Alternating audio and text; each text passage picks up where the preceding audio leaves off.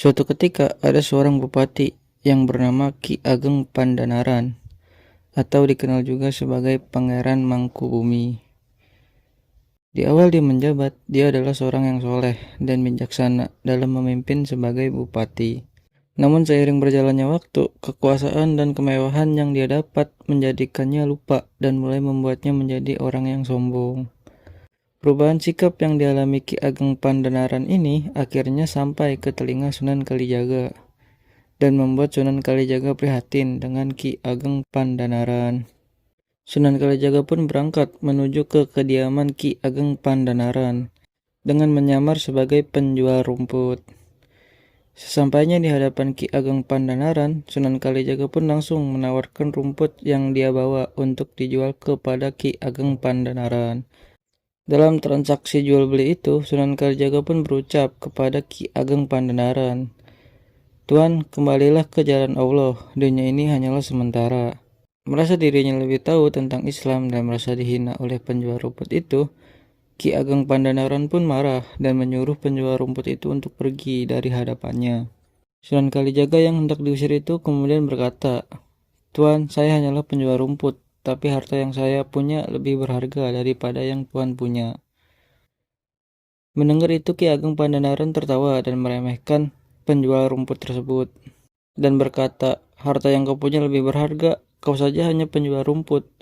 Buktikan harta apa yang lebih berharga daripada yang aku miliki." Penjual rumput yang ditertawakan itu kemudian mencakul tanah di hadapan Ki Ageng Pandanaran. Dari setiap tanah yang dicangkul itu, ternyata ada emas murni yang muncul dari tanah yang dicangkul itu. Ki Ageng Pandanaran yang menyaksikan hal menakjubkan tersebut terdiam dan dia sadar bahwa penjual rumput yang dia temui ini bukanlah orang sembarangan. Ki Ageng Pandanaran pun langsung menanyakan siapa sebenarnya si penjual rumput ini. Sang penjual rumput itu pun kemudian tersenyum dan mengungkapkan siapa sebenarnya dia. Terkejut dengan apa yang dia lihat, Ki Ageng Pandanaran pun bersujud memohon ampun dan menyesal atas apa yang dia perbuat kepada penjual rumput yang sebenarnya adalah Sunan Kalijaga. Dia pun memohon kepada Sunan Kalijaga untuk menjadikannya murid agar dia bisa menjadi pribadi yang lebih baik lagi. Sunan Kalijaga pun menyetujui hal itu dan berkata, "Datanglah esok hari ke Gunung Jabal Khat, tapi jangan membawa harta sedikit pun."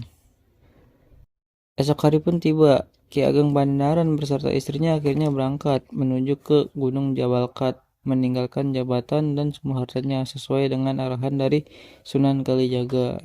Setelah sampai di Gunung Jabal Khat, Ki Ageng Pandanaran pun belajar dengan tekun ke Sunan Kalijaga di sana. Berkat ketekunan belajar agama Islam yang baik, Ki Ageng Pandanaran akhirnya diamanahkan untuk meneruskan dakwahnya di Gunung Jabal Khat ini, menggantikan Sunan Kalijaga yang harus melanjutkan perjalanan dakwahnya kembali. Setelah diberi amanah itu, Ki Ageng Pandanaran pun dikenal dengan nama Sunan Tembayat atau Sunan Bayat.